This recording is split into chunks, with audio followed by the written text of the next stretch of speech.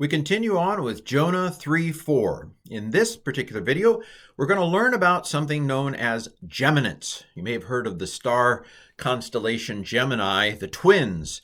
A geminate Hebrew verb is one in which if you've got three basic consonants, a geminate has the second and third consonant are the same. And sometimes, just to save space, Hebrew just combines them into one. So let's get going. Also at the end of this video, the Niph'al participle. That's going to be a thrill. All right, see if you can pronounce it. Here's how I would pronounce it. Vayachel Yonah lavo. Va'ir mahalak yom echad. Vayikra. Okay, that's kind of mid-sentence, but I went ahead and put Vayikra here, so that I could fit the next line together. Anyway, you'll see in a second. So let's talk about this vayahel. You can see the vav patak doubling. So it is a converted imperfect. Better to call it a preterite or past tense, simple past tense.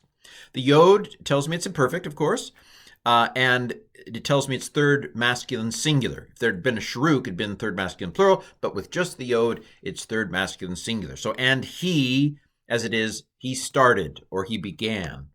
And who is he? Yonah is he. And Jonah began, because, of course, the subject tends to come after the verb in Hebrew.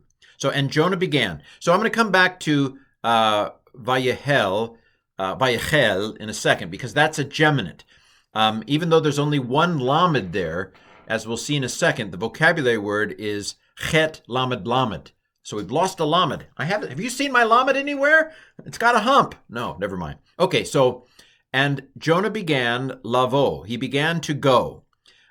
You know the vocabulary word bo, which means to go or to come.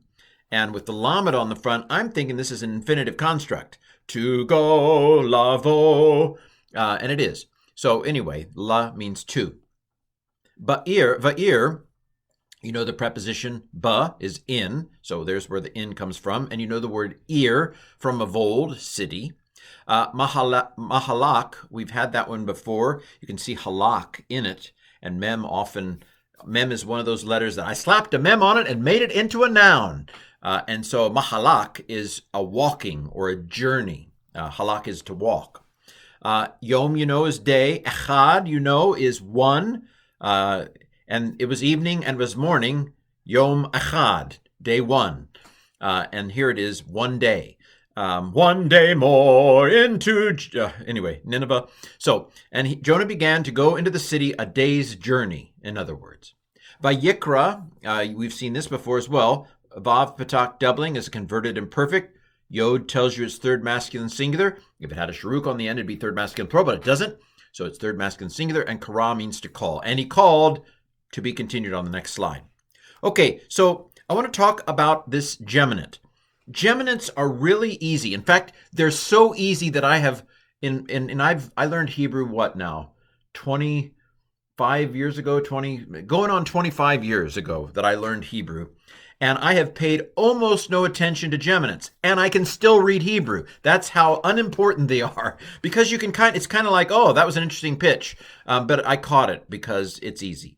So again, it's kalal, not Kal-El, who's Superman. That's something different. But anyway, kalal is to begin or to start. And basically, Hebrew thought, well, I've already, why repeat the lamed? One lamed will do. And so with converted imperfects and with like short forms, where the lamed is the last letter, Hebrew just thought, I'm lazy. I'm not going to repeat the lamed. And so what happens with geminates is in situations where the doubled letter is at the end of the word, they just left off the second lamed. And so even though this is kalal, and by the way, you know what? I've talked a lot about how Hebrew with weak verbs is kind of like doing CSI. There's only two consonants here. One of them's gone away. Is it the third one? Is it the middle one? Is it the first one? Well, one of the options to keep in mind is it might be a geminate in which the third one has just gone away because it's lazy. Kalal. Again, we know the yod, we know the vav patak doubling. So means begin, third masculine singular imperfect, and converted. All right. And I've also talked about this being an infinitive construct.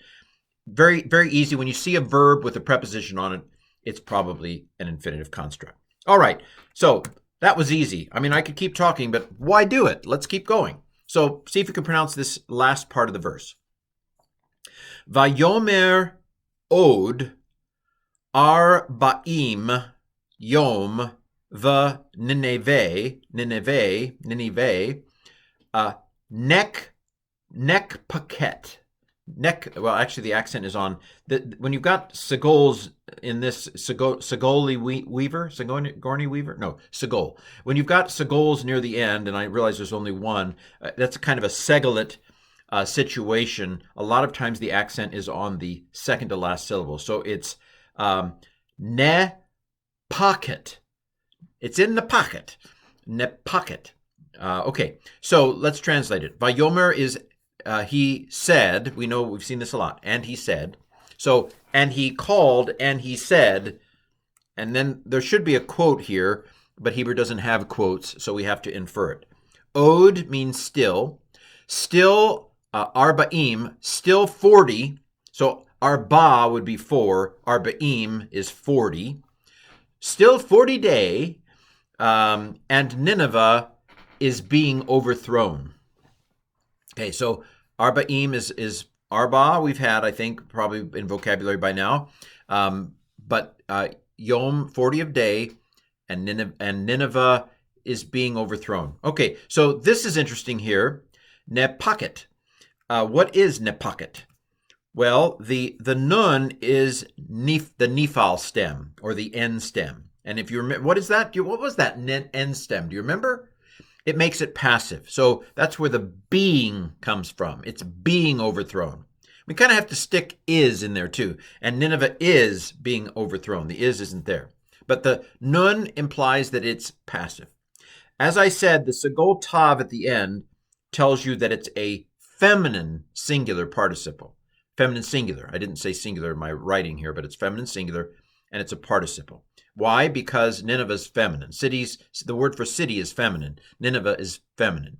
She's a grand old city. She's a high-flying city. Anyway, cities are feminine. And so nepaket is a feminine singular participle. It's N stem or Niph'al stem, which means it's passive. And the word is hafak, which I won't try to tell you how to remember that. But when you're when you're overthrown, never mind. Okay, so this is being overthrown. Hafak means to overthrow, and then ne pocket is to be overthrown. Okay, well, I've said enough. I've said too much, haven't I? Let's call it a day. This has been Jonah 3:4.